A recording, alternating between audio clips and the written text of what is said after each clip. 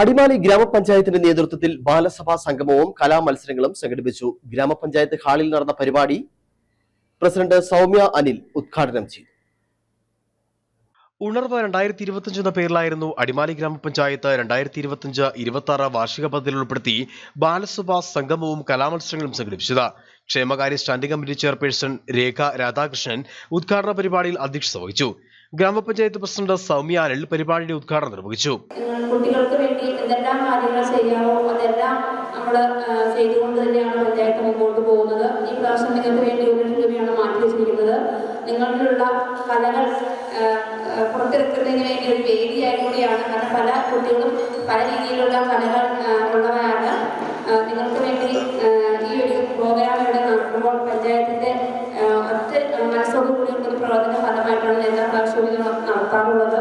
ഗ്രാമപഞ്ചായത്ത് ഹാളിലായിരുന്നു പരിപാടികൾ സംഘടിപ്പിച്ചത്. ഗ്രാമപഞ്ചായത്ത് വൈസ് പ്രസിഡന്റ് അനസ് ഇബ്രാഹിം ചടങ്ങിൽ മുഖ്യപ്രഭാഷണം നടത്തി. ഗ്രാമപഞ്ചായത്ത് അംഗം CD ഷാജി, മറ്റ് ഗ്രാമപഞ്ചായത്ത് അംഗങ്ങൾ, ICDS supervisor KK Seenath, CDS chairperson Jisha Santhosh തുടങ്ങിയവർ സംബന്ധിച്ചു.